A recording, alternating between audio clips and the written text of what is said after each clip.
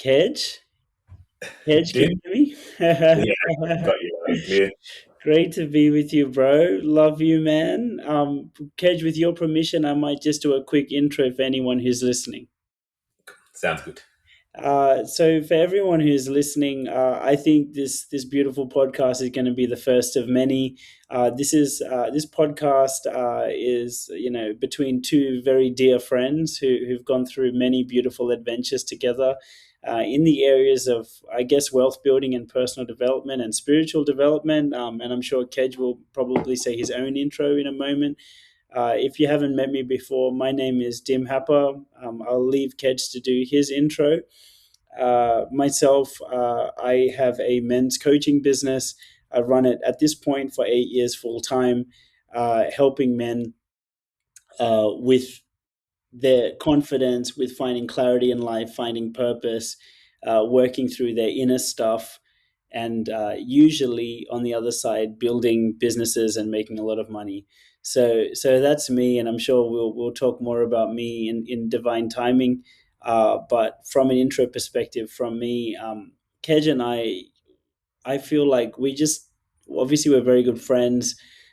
We really have really wonderful conversations, ones that at least on a personal level, I genuinely, with all my heart, enjoy to the moon and back, and I feel so fulfilled by. And I think we mutually had the idea, yo, man, we should record this, man. Like we talk about some really cool stuff and stuff that maybe other people would really enjoy listening to as well, and some ideas that may help them. And that's the honest intention with which, on at least from my perspective, I believe that we've started. And so, yeah, we just wanted to do this every week and let it rip and enjoy. So that's the intro from my side. Having said that, Kedge, please don't feel the need to follow my lead on it. If you want to say something else, say it. Yeah, man. Nah, thanks for that. But yeah, not too much to add, but just a quick one for anyone listening. So yeah, so we've become really good friends, but that's not how the journey necessarily started. So got like a soft intro into Dim's work, what he was doing. What is it? 5 years, almost 5 years ago now. So didn't actually know. 2019, my bro. So that's like Oh, this is the seventh year, bro, of crazy. of a Time. magnificent friendship. Yeah, time has become quite distorted. But yeah, but yeah, man. So, but didn't know you from a bar assault before then, and always been semi interested in this kind of space. Then got the little nudge to do the work with you, and then yeah, not only have I got an infinite amount from the work we've done together, it's obviously then evolved into a beautiful friendship. And just yeah, quick context for people out there that don't know who I am, like yeah, I still don't know fully how to define myself, but but ultimately, like I'm deeply entrenched in the property space, but I and I don't want to be defined as the property guy because I feel like there's more to me than that, and there's plenty of people out there with that definition. Like for me, property as a vehicle is it I've made great amount of wealth doing that and helping others do the same doing that, but yeah, doing it in a way where I'm trying to not only trying to help them see the bigger picture and how that fits in their life as well, I guess. But anyway, hopefully over the course of time I can define that a little bit better, and yeah, that's kind of where I'm at the moment. Kedge, if I may, I know that we didn't plan a specific structure for today, but would it be okay if I just ask you a question, a little bit about the property journey, just because I think it will be good context for anyone who's listening? Yeah, for sure. Bro, could you share, because I mean, even I want to hear this. Bro, when did you buy your first property? What got you into the property journey, genuinely speaking? Yeah, Please go as deep as you want to go, because I'm just being real. It's fulfilling for me to listen to this, bro. Yeah, when did you buy your first property? What got you into the property journey? Was there voids in your childhood that led to it? Even I'm not asking because I know. I'm asking because I'm just being real, and maybe there's no voids. Um, that and then where are you at with the property journey now, and then what are you doing work wise now? yeah, Because even the work wise question, genuinely speaking, like I don't know the full situation at the moment because it's evolved a little bit. So yeah, man. So yeah, could spend a long time talking about this. So I'll start and then jump in and yeah, guide me. But where did it start? First property was purchased at the age of 19. Or was it 20? 19 or 20, somewhere around that timeline. And really, it started from one of these property spruiker seminars, which I probably wouldn't recommend for people to go now, but that's how my journey started. And it's sat in one of these seminars. And, even though I probably wouldn't recommend it now, I'm actually grateful that I did it because it triggered this whole journey. And it was just, it might sound obvious now, but just like I sat in the seminar and they kind of just sold the idea of, we sold this dream of go to school, go to uni, get married, have a kid, get a mortgage, paid off till you're 70 and retire and have the good life. And I know now that whole thing's probably been repeated a lot and it's common these days. But back then when I was like 19, 20, that felt like, whoa, like, yeah, that's actually true. That is, and then, that doesn't actually sound that great, right? So, and they were kind of just using property as a vehicle to kind of break out of that cycle. And me being young and excited, I was like, damn, they're cool. Let me just dive into this. I the course itself that they were selling was 10 grand. And at that time, I didn't even have 10 grand in my bank account, right? So, Can I just quickly say, and I'm sure I'm not the only one having this thought, doing this shit at 18 or 19 is very impressive.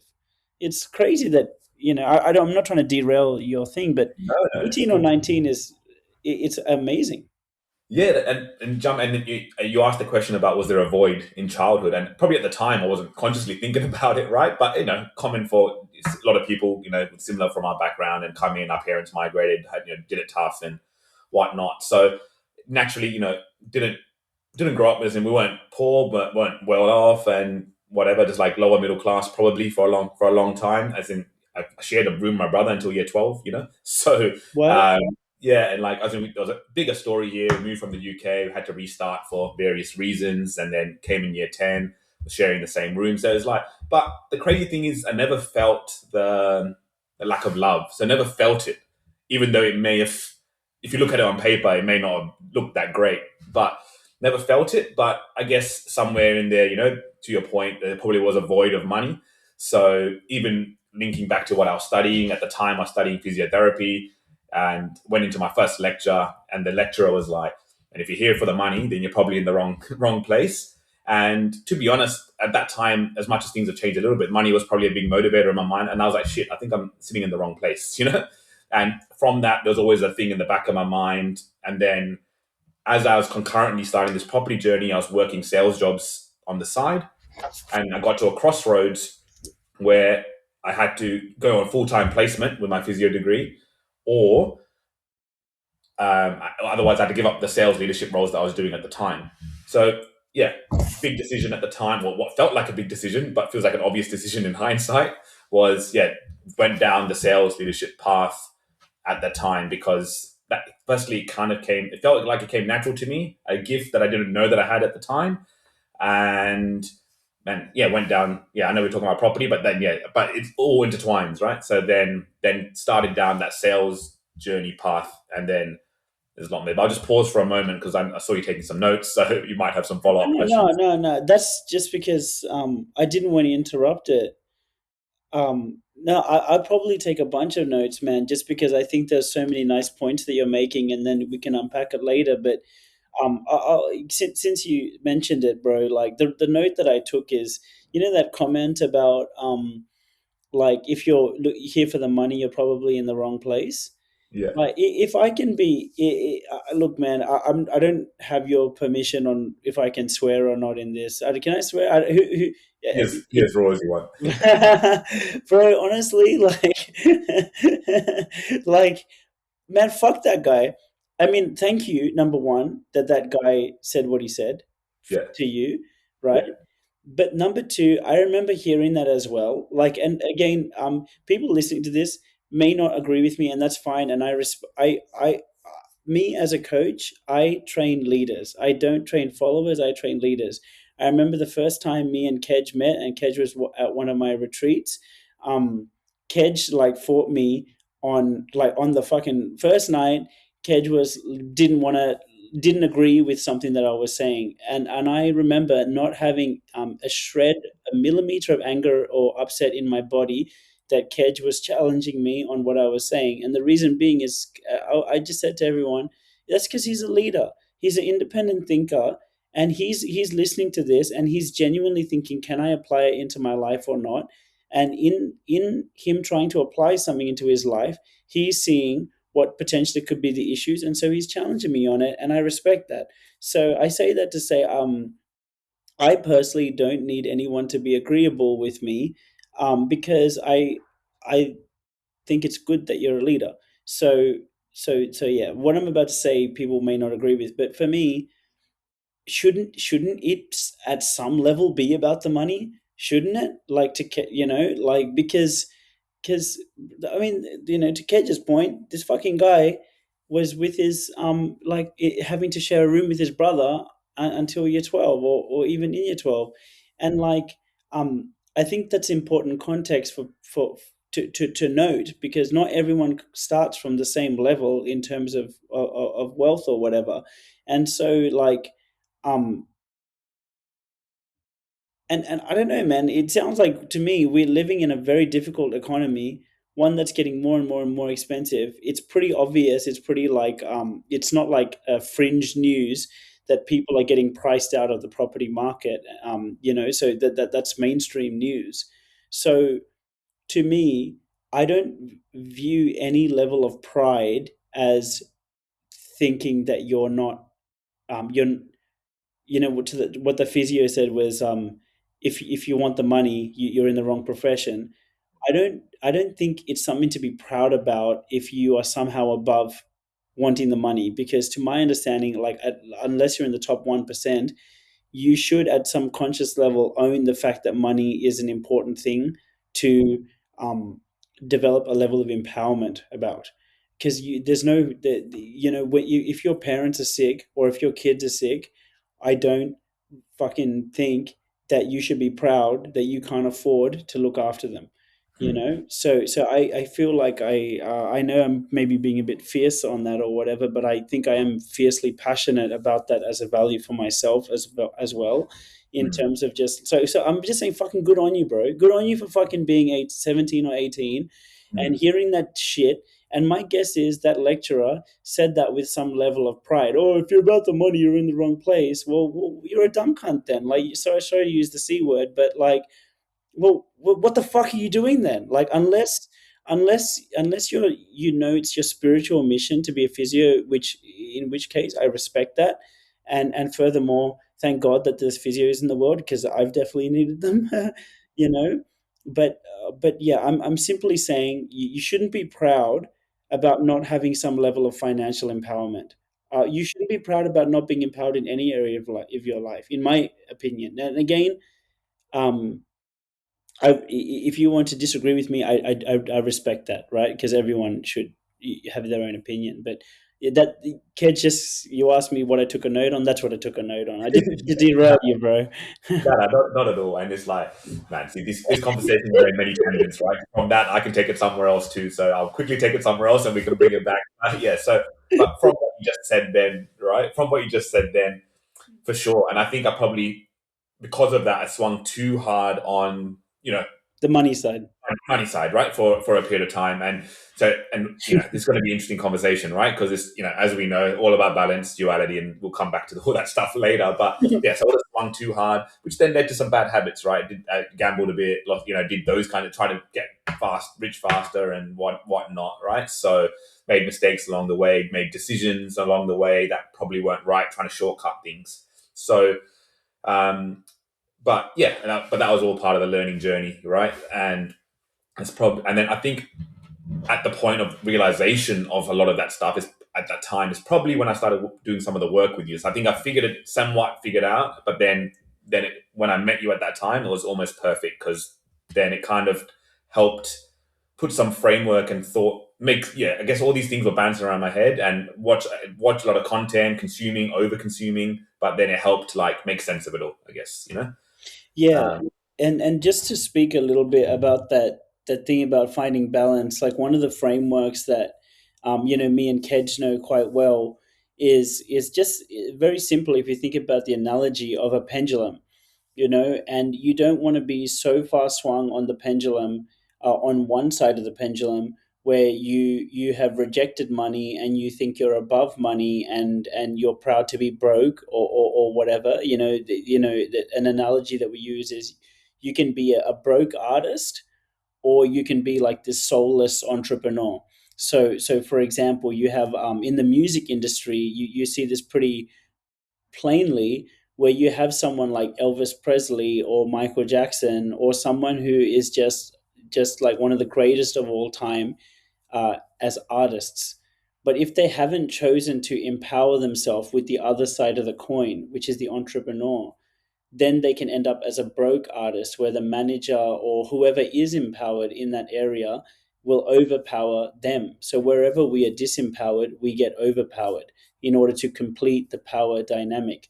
So basically, what you have is like, in contrast to someone like, for example, 50 Cent or Master P, or Suge Knight, who, but not Suge Knight, she's a bad example, but basically, like, 50 Cent is a well known one, right? So 50 Cent clearly started out as an artist with something to share, but he recognized very quickly, and he explicitly, this is not a theory, that, like, if you read the book 50th Law, 50 Cent talks about it.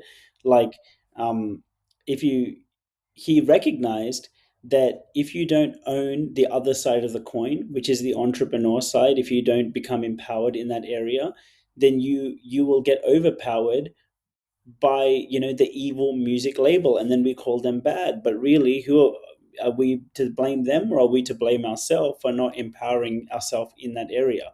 So our boy 50, became an artist, but then he developed an entrepreneurial side. And when you can bring those two things together, you have someone like 50 Cent, who's savvy in the music industry, but he's also a phenomenal artist.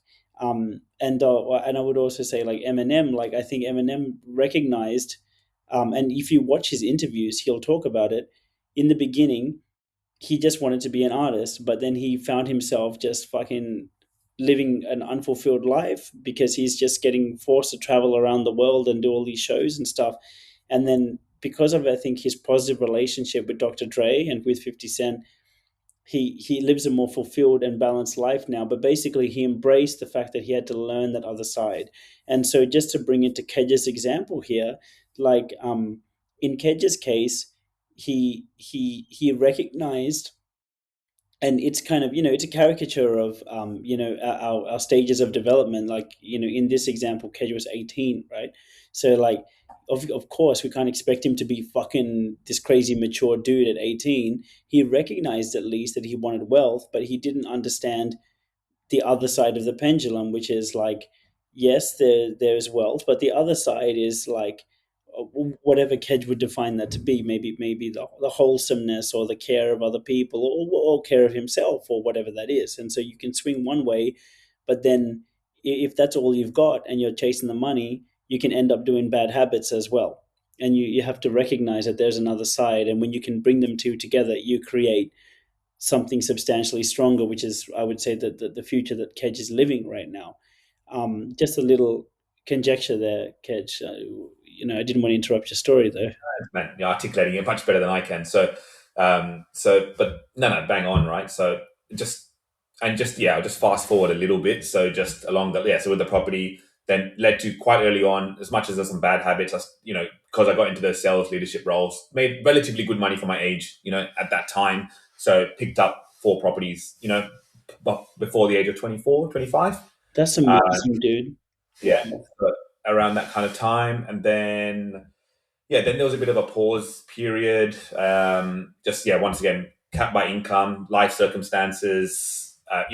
I went and did some self-employed work, and things like that, which kind of impact things. So it was kind of went to, how do I make more money? Because as well. But even in those first 4 assets, I wouldn't say that they were perfect assets. It's kind of sold the dream of certain types of property investing, and kind of, and by no, not that they were like absolute duds, but there's better ways that it could have been done. But anyway, once again, never fully grateful, because it, once again, everything led to a certain thing, right?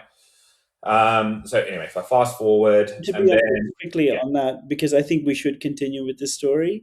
yeah, But as you were saying, you don't feel any resentment towards that. And why? Because the Kedge then, who was 18, probably wouldn't have resonated with a more integrated approach to property, and the guys that were actually selling a more equanimous or diligent way of getting property, or a better strategy. um, Mm, they probably didn't have get rich quick type of messaging, did they? And at 18 years old, you probably resonated with the messaging, uh, like in accordance to your maturity level, which is not to blame, right? And so the messaging that they would have had would have been relatively, I would say, immature, which is just like, you would get rich quick through doing these property deals, and probably them as a business was immature. But then at our level of our own maturity, that's what you probably couldn't resonate with the other people. Just a thought. I don't know if that no, no, lines with. 100%. Like, a lot of these things make sense in hindsight, right? No, not Yeah, but yes, almost. but Yeah. no, 100%. Um, yeah, man. So then, like, then went on that path. Then went and did like, then there was a journey of like, okay, cool. It's like, okay, once again, tangent. So bring me back if I go too far away. But the then it's like the journey of cool, going working in some places where PAYG, but made to did an incredible job there, and then but made to feel like a king, a leader, leading big teams and whatnot, and then kind of getting like learning a lot in that process and doing that, but like a bit of the golden handcuffs, like where like because every single time, like you kind of almost thinking about leaving, but you're like, why am I leaving? I've got it so good, and blah blah blah. And this constant yearning to leave is always kind of there, but then it's like, oh, I'm a like that. I don't know, the corporate job, right? Like you're the big dog. You made it to a certain point, but it's like, why am I not feeling like, why am I not feeling good about this? This is And like late 20s. mid to mid to maybe 25 to 27, somewhere in that kind of in that kind of there. And I think and funnily enough, at that time, couldn't buy property anyway because I was kind of capped, even though I felt like I was making big money, but like you know so all these kind of things, like why can't I live the life that I want? And it just wasn't feeling right. And I think and then even when I was leaving, it's just like, oh, why are you leaving? You've done the hard yards, you've done it, like I'm sure a lot of people kind of go through that. And then, but then after, then this is the hard part. Then after I left, then I felt like I had so much to prove, right? Because it's almost like I need to go back and prove that what I did was right. So, and then stepping out of like that was in the mortgage industry, and part of it was I wasn't really passionate about mortgages. Um, but then so I stepped into with that skill set, stepped into the property industry, and the truth is like for 2 3 years after that, I still hadn't got it right, So then that feeling of like I've got to prove it, you know what I mean? And it's like, and then I had to go out, and some of this work resulted in me having to put myself out there and content, and then I'm like, man, all these people from my past are going to see what I'm doing, and like I haven't quite, I've left and I haven't quite done it yet, and then it's like the motivations became blurred again, right? Because because then I'm like doing it for the wrong reasons again, so a different calibration that then had to happen. And once again, we can dive into that. But once that calibration, and once I figured that piece out, it's been exponential, right? Wow. Exponential. And then, long story short, in the last 2 3 years, I've picked up another 6 properties, in that time. And it's just been, even though there's a huge gap in between that felt like a mad plateau, but there was so much learned in that. And then at the other side of that, like exponential growth, exponential business growth. But, and as I'm sure there's so much to unpack, in that, because that's just like a thing. But that's been the journey. Man, thank you so much for sharing that. I'm not saying this for the sake of because we're recording. I'm saying this because I'm being real. Like that was amazing. And bro, unless you want to take this conversation in a different direction, I'd love for us to unpack a little bit about this trend. Because to my understanding, the timeline is like you're in the sales industry for a period of time, and it's feeling like golden handcuffs. Mm. and then at a certain point you've made the transition into the property industry. I don't think it's clear yet to listeners whether that was off by yourself as your own business owner, or if that was uh, working for others, or whatever the hell that was, Yeah, and then to where you are now. And clearly, a lot of insights and things click together, which would be very valuable to share. Having said that, Kedge, if you want to lead this conversation somewhere else, by all means, let's do it. If not, I'm super. I would love personally to unpack that. What do you for think? sure. No, happy to do that as well. And then yeah, and then towards this is something else I do want to bring into this conversation, but we'll do it after this because it's more yeah. But let's just do this first. So the Can I say a little framework on what I'm thinking this journey was, and then maybe you can correct it or fill it in.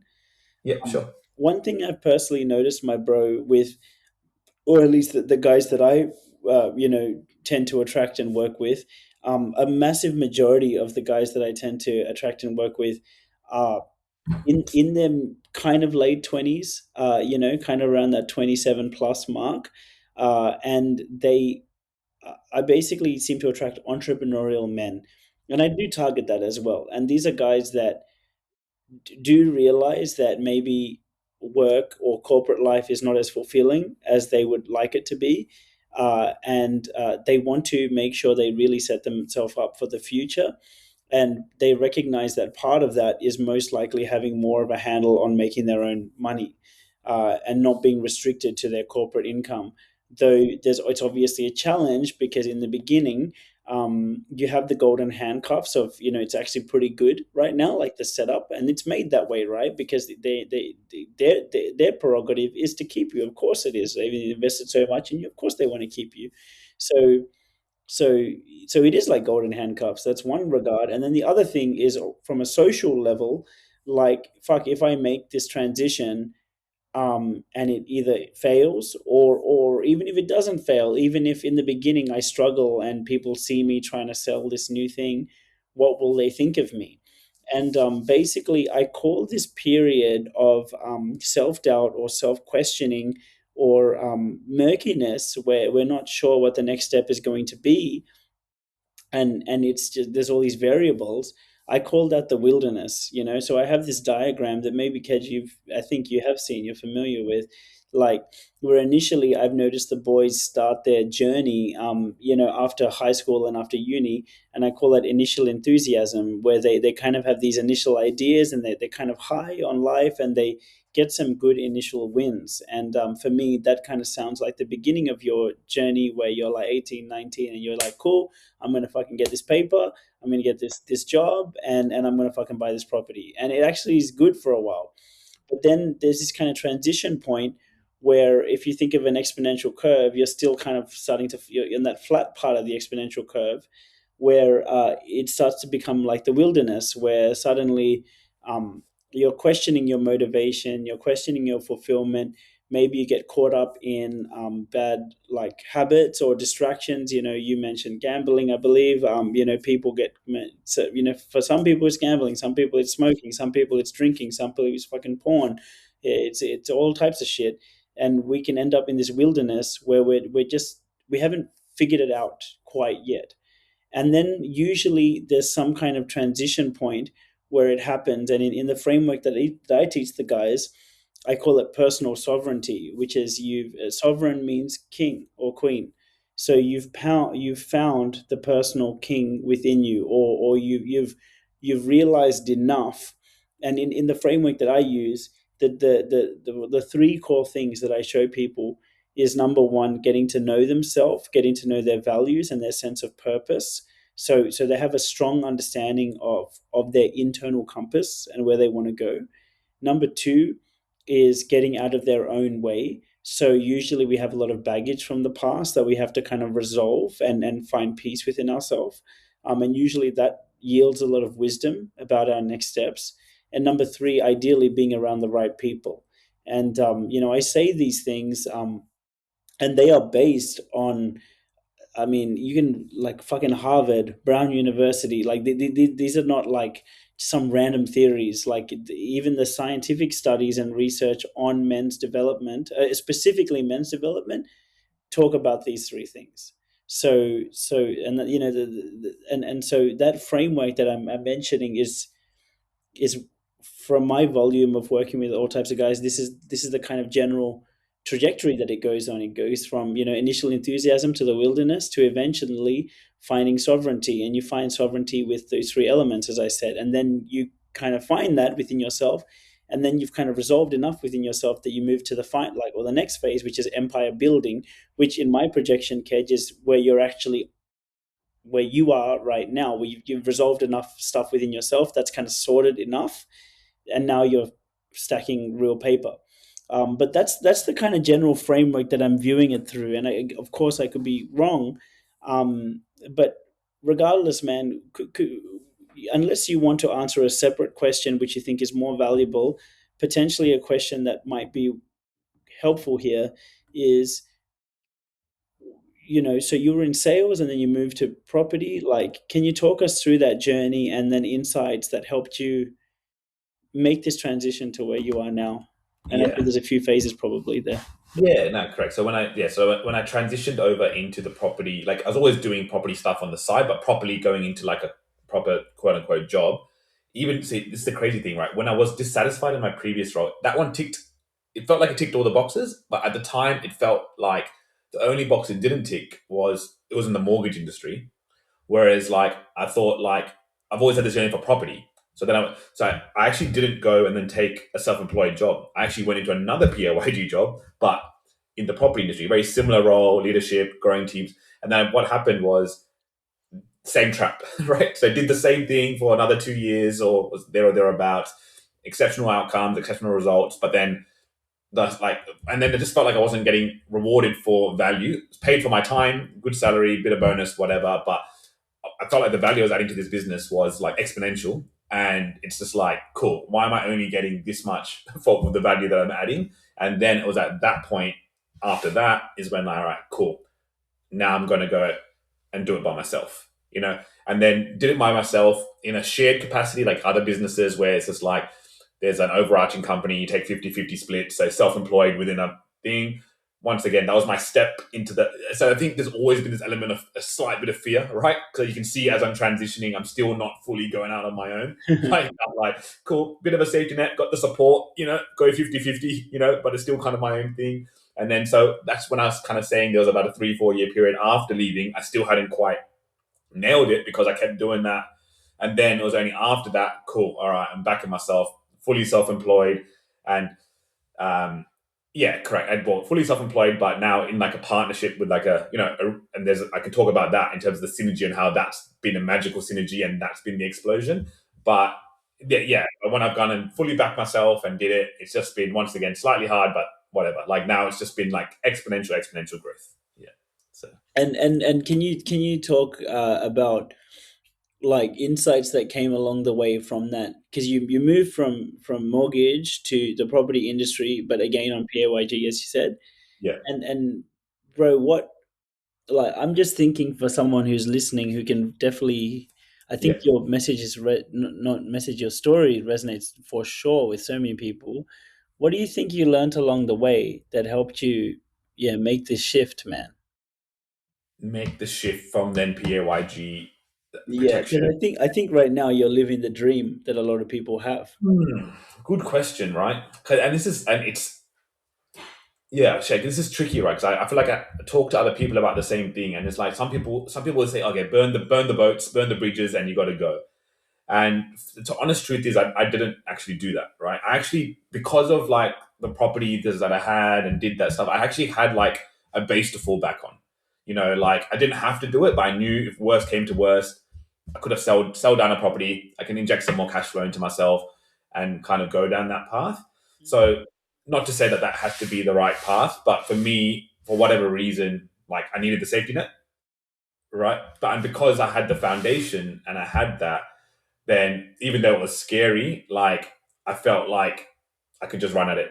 and then go get it done. And it's just, I guess the trigger point really was like I'm adding all this value to these businesses and to people and whatnot. And like as much as before, like it's not about the money, but it's also like fair reward for what I'm doing, right? So, and it's just like after enough times of realizing why am I doing this to myself, and there was a lot of other things in there, authority complexes, and I wanted to impress the people.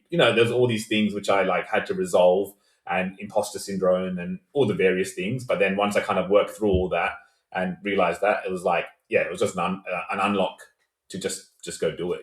That's awesome, man. And I know that you said you wanted to mention something as well, or take the conversation a bit slightly. Before we do it, if I may, can I just ask on this topic: is there a question that you wished people asked you, or more people asked you, or a question that you think could be asked that can help you unpack something that is valuable? Yeah, that we maybe haven't mentioned yet. Yeah, I think I'll just touch on it like more rather than a question. Like I think before it was like leaning too much into money and like be swinging too far and just only being money and blah blah blah. But then I think there was a lot of redefining things, and then eventually it was like almost like the focus wasn't even on the money, and the money started to flow, right? So I know we've spoken of People say that all the time, and even to this day, I don't really understand what that means. Can you? I mean, look, I'm not trying to derail it. Please, no, I want to talk about this. This is what I want to talk about, okay, right? please, Because I want to hear I've it. been, I've been echoing this sentiment to a lot of people around in my network recently. So, like, I actually feel very strong about it. It's like, and I'll start with a very obvious example, right? I think I actually took this one from you. So but this is an obvious example, and I think it was you that gave me this one. But even in my early 20s, all this content I was consuming was like, you don't need to sleep, make money every time if you're sleeping, you're broke, and all that kind of stuff, and you can make money. But then, like now, it's like. And it's like, it's not just saying it, it's a genuine reframe. Like, sleep is a money making activity. I Yeah, think it was, right? yeah, that was me. Yeah, That is you, right? So, yeah, so sleep is a money making activity because, like, as I much as it I doesn't, said rest is a money making activity. right. But yeah, Yeah. yeah. Yeah, and once again, yeah, and it's much of the same thing. But yes, so for me, I think I specifically had to go with sleep because for so long, because I was like sleeping short hours and doing it, it's like I had to actually to reframe myself to feel that sleeping 8 hours is like I'm actually making money because I'm recovered, I'm feeling better, and as much as that sounds kind of obvious, for it to actually click and be real, like there's a huge reframe. But that's a very like semi obvious one. I think people will resonate with that.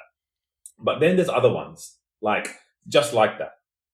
Like being in a magical relationship is a money making activity, Oh, right? wow. Like, because I'm saying this because I know too many people out there that do not give their relationships the attentions that they deserve. And they spend 80% of the time, and I'm not going to go down the relationship path, we can save that for the next time we speak, but like they complain about they do whatever, they come out, they complain about their partners, they do this, they do that, whatever. But if they just put a bit of energy to make that better, a lot of these other things will get better. They're like, oh, my partner doesn't get me, like I'm going out and working, I'm coming home, I'm tired, blah, blah, blah, or whatever, right? But if they just put in 20% effort or whatever over here and actually made a beautiful home, you know what I mean? Yeah, so for just using that as an example, like when I come home from work or do what I'm doing, like I'm excited. I'm looking forward to. I want to come home, see my wife, do my things, hang out, do those. And Brett, that's a money making activity. You know, because then when I'm leaving the next day, it's like I'm feeling good. Like because that's good. And there's lots of other parts, like once again, looking after your health, looking at whatever, right? There's a lot of other things, and then you look after these things, and bang, like, and so these things are the unlock, right? Because when you're actually thinking about money, you're actually forgetting some of these other things, and then they're falling apart, and because they're falling apart, your money's falling apart. So it's like, and obviously you can't do everything, and obviously you got to do it based on your values and things like that, as which we talk about all the time. But that's the real that's I keep using that word unlock because once again it's a word. It's like almost like unlocking another part of you as soon as you get these things right, and it's like that's the next unlock. So Amen, man. Can I speak to that a bit? Bro, like yeah, because it would have definitely been. I know that it's something that I speak to the boys about, like the coaching boys, all the time. Um, so yeah, look, and obviously when you and I first did our retreat that was like 7 years ago. So who knows if we spoke about this or you just organically or whatever, right? But um, the way I teach it to the boys is, like in the book Seven Habits of Highly Effective People, it's so beautiful. Like he gives the analogy of the goose and the golden eggs, and it's an old analogy. So I would say a lot of people who are currently listening probably don't know it, and even if they've heard of it in some regard, basically what it is like this farmer, encounters this goose, but the goose is laying golden eggs, and he's like, "Well, this is mad." And so initially, he's feeding the goose, and he's doing whatever he can to push it to just produce as much eggs as possible. But then, obviously, when you produce more eggs, you have more things that you can do with more eggs, and then you potentially have lifestyle creep, or you have bigger, more ambitious goals, or whatever. Basically, as you get more money, your the way John DeMartini talks about it is your time and space horizons expand as you become more empowered. So basically, you have bigger, you can see, like, so for example, Elon Musk has time and space horizons at a like at a galaxy level, because he's thinking about, okay, what is the solar system level. Basically he's thinking, okay, what we need to do is we need to get to Mars, and we got to find a way to become a space-faring civilization. So he's got to a level where his time and space horizons are thinking uh, beyond this planet, and also beyond him. So beyond his human life, he's thinking, how can we expand, right? But most people's time and space horizons are quite local. They're just thinking about, yeah, local things. And so to go back to the golden goose, it's just like, as you actually get the money, this is a new level of challenge that maybe a lot of people have not experienced just yet. As you get the money, at the lowest level, you get something called lifestyle creep. But usually at higher levels, you get more ambition, and you think about what more you can do with it. But then what that leads to is more of a demand on what you're doing to produce the money, basically. And so in this analogy, the farmer, because he is not equanimous within himself, or he's not found that right integrated balance, or the unlock, as Kedge is saying. And then, Kedge, you can correct me if I'm explaining this wrong, but it's like, because he hasn't understood the wisdom and the symbiotic relationship of the yin and yang that's in this equation, the duality that's in this equation, he ends up killing the goose, because he's like, let me just get these eggs right now. But then when he kills the goose, he finds there's no eggs inside, and he realizes that, man, like, they need each other, the masculine and feminine, or yin and yang, the duality. They feed into each other. And so the way I explain it to the coaching boys anyway is like, you are the magic, you are the greatest asset, you are the rising tide that's going to lift all the boats. So so so upskilling is a money making activity. Being a savage in your whatever sales or your business or whatever the fuck you do, that's a money making activity. And conversely, to the equal and opposite degree, being fulfilled and happy and spending time with your wife and filling your cup and resting and listening to Mariah Carey. I'm not saying that I do that. And riding your motorbike, listening to Taylor Swift in the sunshine and smoking cigars. That is a money making activity because it makes you happy. And if you're happy, you have the energy to fucking kill it. So that's my and insist, on the Oracle of Delphi, which some people may know, I reckon a lot of people don't know, but it's like a 3,000-year-old structure in Greece, the Oracle of Delphi. You may have heard of it, like, for example, in the movie 300. It's like, the first rule on the Oracle of Delphi, this is ancient knowledge, is know thyself. And then the second rule is nothing to excess. Another way of saying that is all things in moderation. So it's just like, you don't want to just sleep all day and spend all the time with your wife, you know, but you also, conversely, equally and oppositely important, don't want to just work all day and give no time for yin or restorative activities. They need each other. And that's my uh, way of framing the unlock. And Kedge, maybe you can course correct that a little bit, or No, that's I think that's bang on. I think conceptually, like when you kind of explain this to most people, like it makes sense, right? I think everyone listening would, I think, logically it makes sense. But my question to you, right, and once again, could be too big of a question, so feel free to answer how you want to do it. I appreciate it. Yeah, share the same sentiment with other people, what you've just shared, but everyone nods along, everyone gets it. What is the actual then blockage to then actually live it? To go out and do it, or like, even this example of like, even someone that's like one of example of someone I know, whatever, having troubles with their partner at home and then blaming that, then can't make money, whatever, right? And then I'm like, cool, like explain this kind of concept. They get it, they go do it, they fail at it once because, it's not like, they go do it once and quote unquote fail at it. And then, yeah, just people just can't execute on it. Like, what would you say are the main reasons why that's the case? Thanks, man. The reason people fail to execute on it, okay, the real reason, and this is one that you don't hear in podcasts much, the real reason is people is actually because people aren't hungry enough. People are not actually, they don't care enough. That's why. People love to talk a big game, but the actual people who are in the field ready to put in the work, it's very rare. And if you want to know why there's a wealth gap, that's why you can see it in your own damn behavior. Like, not you, Kedge, like as in I'm talking to the Yeah, yeah, listeners, like clearly you're in that 1%, in Kedge's case, right? Like, but like, if you want to know why there's a fucking wealth gap, it's you can see in the macro, in the micro you can see the macro, as within so without, as above so below. So instead of fucking blaming the economy or the wealth or all this other bullshit, like look within yourself to see how much am I actually doing to keep myself accountable, and how much am I just fucking talking about things versus how much am I actually on the field with two guns up, getting bruises on my face, actually applying it. And you want to have this beautiful duality where you're actually number one in the field. Actually, so let me use the analogy of the gym.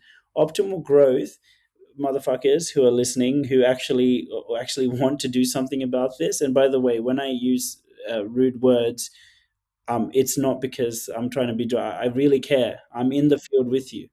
And so this is just Dim being a coach and speaking the way that I do to help people, right? Like, look, I was in the army for 4 years, FYI. So this is where I learned being on the front line. I learned it in the army, right?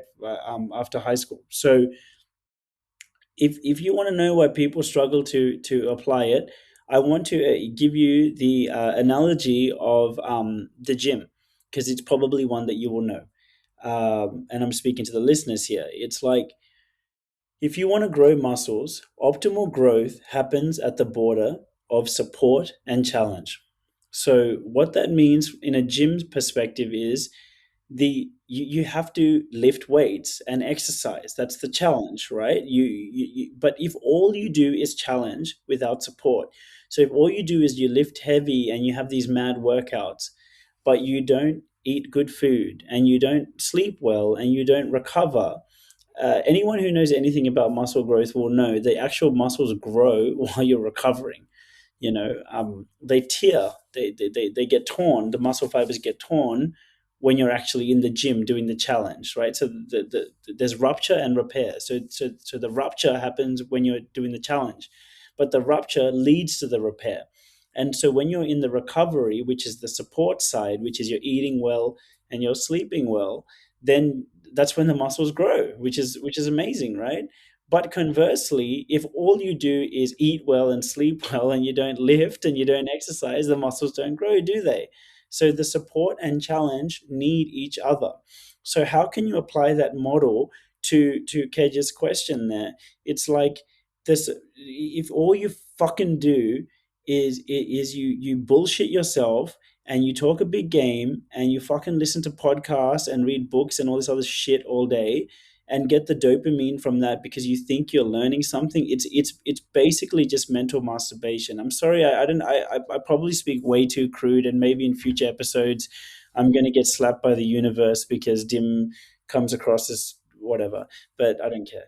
I'll receive that lesson when the time comes. But for now, I'm coming from a place of love and from a place of helping. Like, if all you do is mentally masturbate, into your goddamn tears, then yeah, you're not gonna grow. But conversely, if all you do is do coke, and gamble and whatever, pay for sex, or I'm just giving the classic vices, right?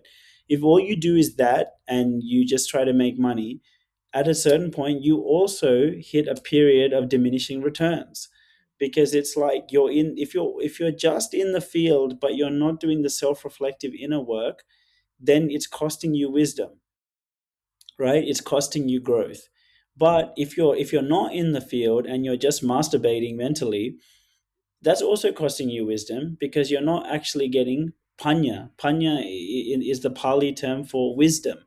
And I learned this, as savage or whatever as I may sound, I learned this doing 10 days of meditation, vipassana, in the Blue Mountains. Done 30 days in total, right? Silent meditation camp. And Goenka, the teacher, he talks about, he can give you all this fucking wisdom, but he's like, no, the discourses and the lectures that I'm going to give you, the actual teachings I'm going to give you, will go in tandem, in parallel, with you doing the next day of meditation. So on day one, you finish day one of meditation, and then in the end, he does a discourse, which lands so beautifully. It's so equanimous, it's so balanced, because you've just had a day's worth of experience. So then he gives you the insight for that day. And then it's gorgeous, because then you do day two of experience, and then you receive the day two of mentoring, etc., etc. And so he says, and that's what wisdom is, a synergistic, beautiful, higher level realization that comes from the meeting of the masculine and feminine. So the masculine side is the work or the challenge side, and the feminine side is that beautiful wisdom. And when you bring them together, similar to how you bring a man and woman together and you can make a baby, which is that it's a higher level synergistic, it's a 1 + 1 = 11 creation. In the same way, when you bring together experience with the like the knowledge, that's when you create these new levels of breakthrough and wisdom. So, Kedge, I don't know if I answered your question, so please do correct, or just guide me a little bit. Um, but but I would just say most motherfuckers are just talking big games, and they're getting dopamine from fucking listening to shit and thinking that they're learning something, but they're not actually in the field with the fucking weapon up, like actually applying it. That's what Yeah, I would say. yeah, makes sense. And I guess, Tim's a passionate bugger. no, no, no, fully makes sense. I guess in the simplest words, just got to do they're not doing the work. It's like, right, ultimately, is in the long-winded way of saying that, right? You got to do the work on Yeah, both sides, the masculine and feminine side. gotcha. Yeah, yeah, Yeah. And you got to and then, recognize, and I would say, and I think this is a handy thing to say, like, you want to have the self awareness to recognize, where are you on this little pendulum? Are you swung too much on the masculine side, where all you're doing is doing the work, but you're not doing the reflection and you're not getting the guidance, or in whatever form you choose?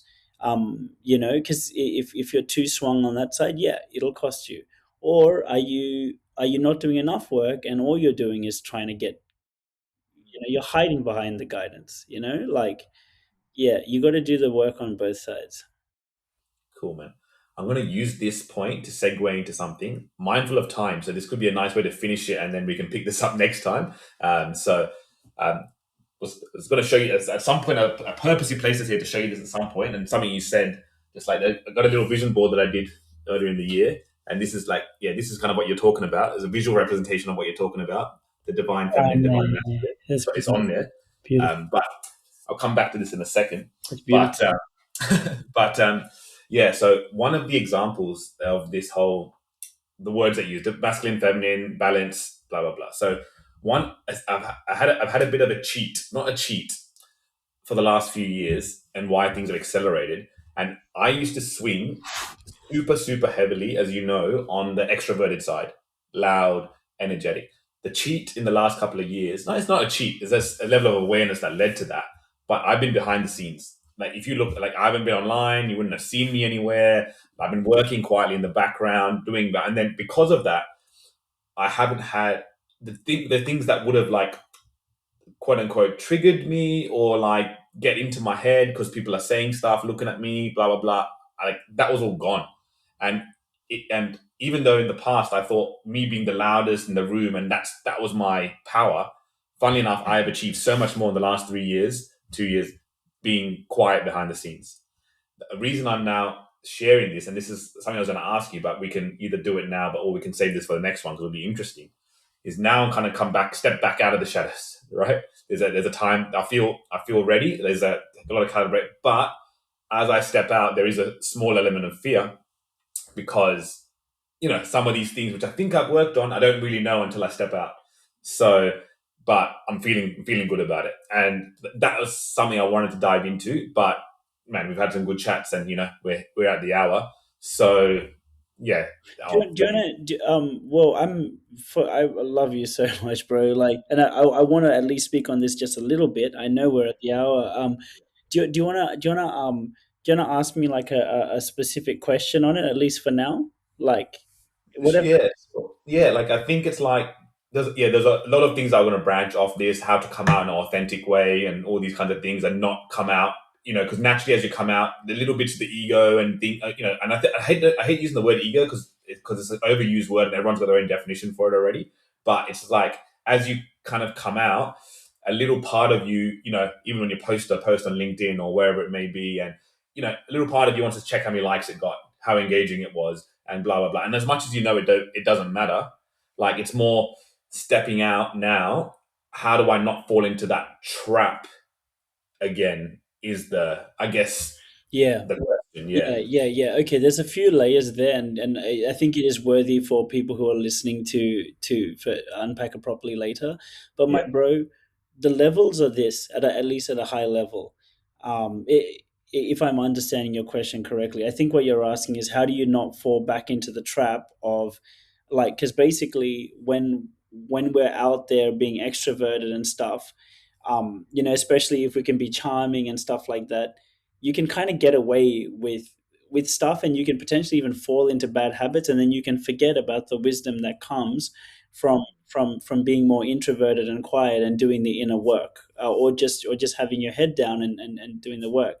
And is that kind of what you're saying? Like, yeah. how do you? Pretty much. And I guess we didn't really touch on it, but I guess like yeah, prior to the last 3 years, a lot of what I felt like my success came from was being that way. So it took a lot of unwinding to really see the other side of the coin, and a lot of that was an intentional reason of why I've gone into the shadows. So it's like, and I feel like it's calibrated, but yeah, that's exactly it. So how do I know as I'm coming out that I don't go back and fall Yes. into it? Yeah, Yeah, here's what it is, at a high level, and again, it's worth unpacking later. But for everyone listening, like it's recognizing that every trait or behavior, and by the way, a personality, an extroverted personality or an introverted personality or a version of you, the extroverted version of you or the internal version of you, and I'm not like talking to Kedge, I'm just saying this in general, like um, a version of you or a personality or a character is ultimately a combination of a set of traits and behaviors and perspectives, right? So, so the first key realization is genuinely from your heart level, recognizing that every trait or behavior has benefits and drawbacks. mm. It truly does. Every trait and behavior is a duality, and it has equal benefits and drawbacks in different ways. So this is an incredibly deep point that a lot of people will probably struggle to get their head around in the beginning. But every trait has benefits and drawbacks. And therefore, every version of us, the extroverted and introverted version of us, has benefits and drawbacks. So the first step really is at a very deep, genuine, heartfelt, authentic level, recognizing the benefits and drawbacks of either.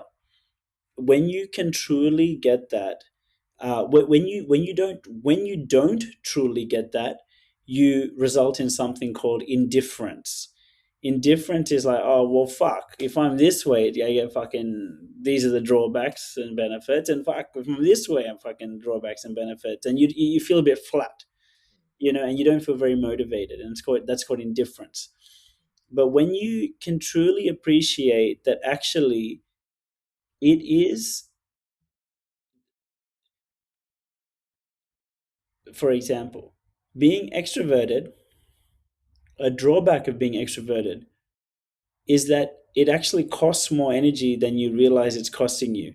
So, for example, when you're out there and you're being the superstar and you're being, you know, you're doing sales rallies like the Wolf of Wall Street or whatever, what are people what we don't realize is because our energy is kind of and our attention is outwards, being extroverted, we're not realizing the actual cost it's happening to our energy levels, to how tired we're getting, to our body. We're not recognizing the impact it's having.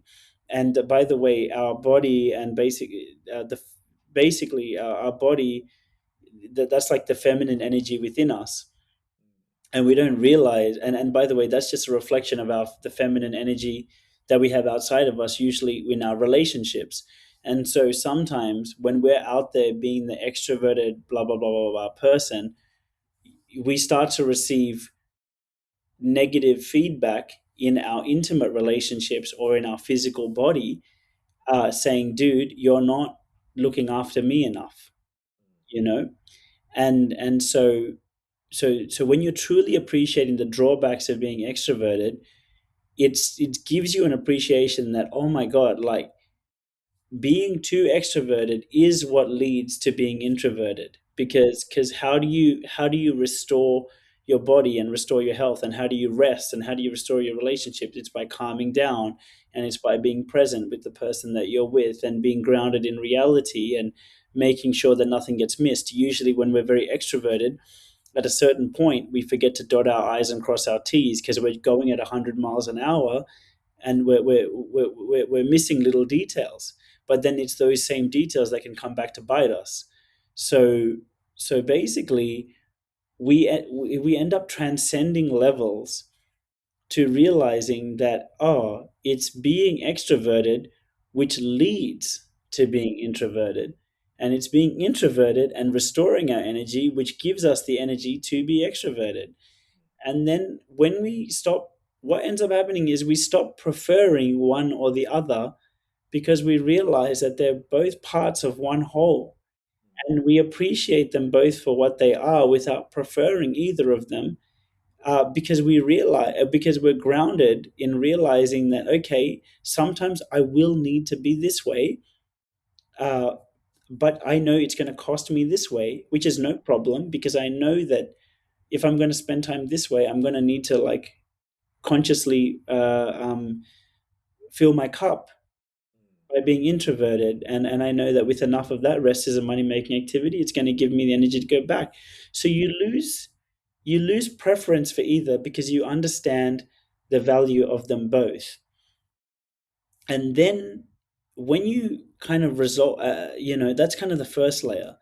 The second layer is, and in the effort of resolving uh, the preferences, because you appreciate that everything has benefits and drawbacks and you understand how they link, you resolve the second layer. The second layer is like, oh fuck, why am I trying to be extroverted? Oh, it's because I'm trying to prove something to someone, or I'm trying to, like, whatever those external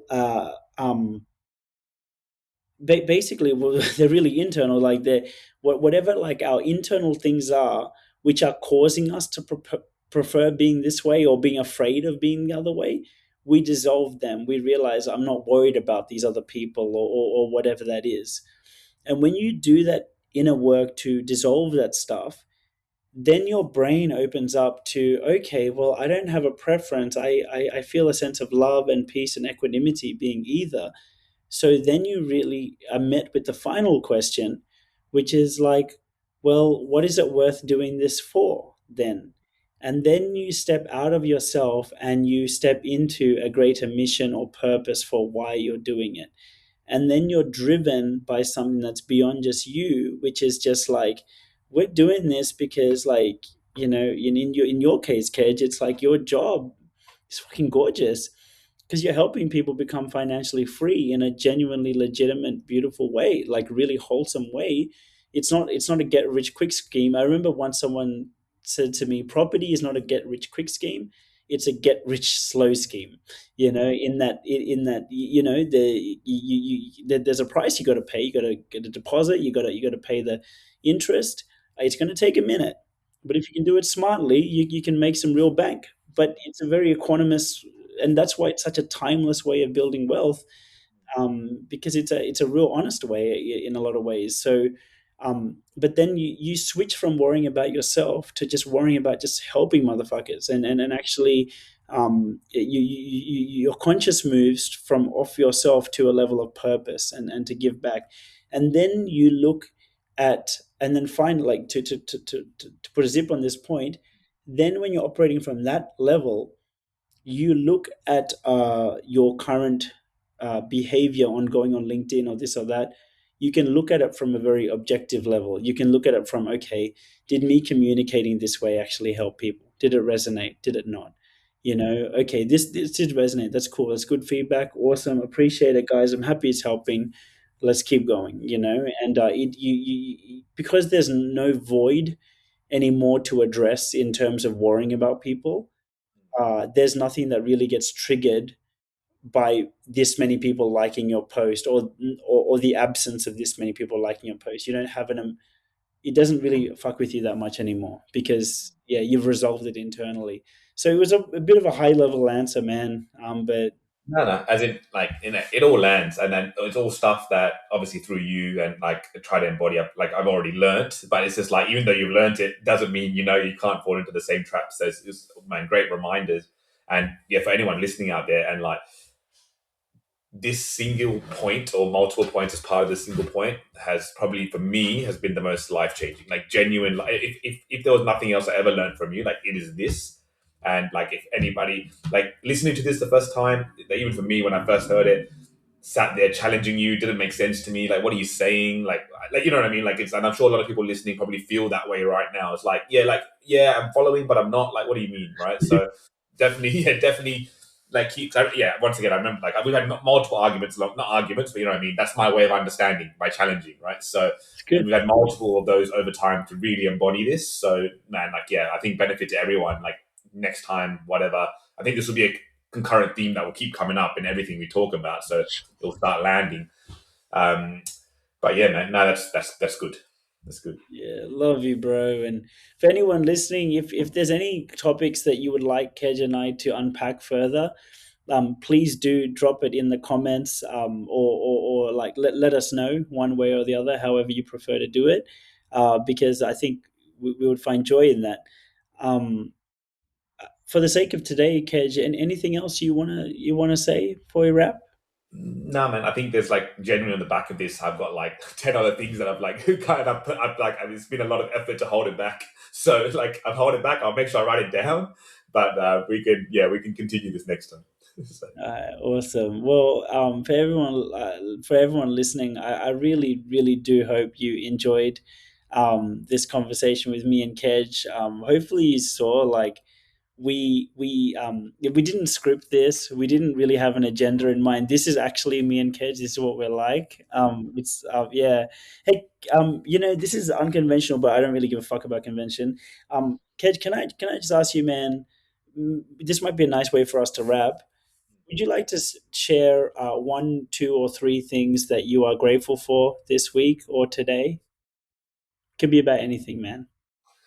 grateful for. Actually, genuinely, and we'll dive once again. Like, I've been now, when things are in synergy, you just get gifts. Like, gifts just start landing to you because you're in sync. And like with this business that we started, we'll dive into a bit more another time. But yeah, ultimately, yeah, property, like, it's a property buyers agency style business, done a bit differently. But me and my business partner, we got it to a magical point, but we've kind of hit capacity, and we're like thinking about how to scale. What do we do? What kind of people? Blah blah blah. We just been wrestling with these thoughts, and genuinely out of nowhere, two beautiful people came to us, and it's like, how did that even happen? You know what I mean? They came to us. They were had their own issues with where they were somewhere else. They can see a bit of what we're doing. Came to us and like could not be more perfect. Could not be more perfect. We just finished the first week of working with them. They started on Monday. Today's Friday, and incredibly grateful. Like, absolutely grateful. Like, for them, And like so far, like the gift that we thought we had after the first week, it's just yeah, it's been magical. So like that's the biggest thing grateful for. Um, yeah, that's and then yeah. For those that don't know, the other one that I'm super grateful for getting close. Not really a this week thing, but a theme. Like I'm yeah, a baby on the way. You know, April 5th is the due date. Hopefully, and like man, another big session to unpack and like man, and I'm seeing it more and more. And like even on some of these guys, these men podcasts, like Modern Wisdom and all those guys, fatherhood, like fatherhood as an unlock, and everyone's talking about it. Like I think Tony Robbins, when I talked about it, Alex Hormozy recently as well, he's just like, man, Yeah, you just you need did. to, yeah, you just have a kid. That's all. Like, and, and like I'm just like yeah, I'm just so ready for that journey as well. And I'm just like, we had an appointment and whatever, and just yeah, just thinking about that. Very grateful for that part of it as well, man. So I don't think, and I yeah, don't need to add any more. Those two are like one, the first one only because it was like a magical like gift kind of experience, and the other one just yeah, just like yeah, something I'm really looking forward to, and like yeah, and once again, yeah, for another time, we can talk about the fatherhood journey as well. I'm sure in time. Right. So, Oh, oh, oh man, that was very beautiful. Yeah, yeah. For me, bro, I'm 100% grateful for my friendship with you. Love you, bro. You're like a brother to me. So yeah, love you so much, bro. And yeah, yeah. Grateful that we're doing this. I'm grateful how beautifully I think that we both articulated ourselves. Like we literally just switched it on, started recording, and here we are. Like that's pretty fucking mad. Like that we yeah, did this on the first episode. Um, yeah, and without me rambling on, I'm really grateful for this beautiful land of Bali. That's where I live now, and has yeah given me a home. Yeah, and there's a million more things, but yeah, really grateful for that. And um, yeah, with that, Ked, shall we same time next week or thereabouts? yeah, sounds good, man. This is good. All Yeah. right. It's 1 hour and 11 minutes in and 11 seconds when I just saw it. So I don't think there's a better time than to end the episode there. Thank you, bro. I'll stop the recording and we'll speak, man. Bye, everyone.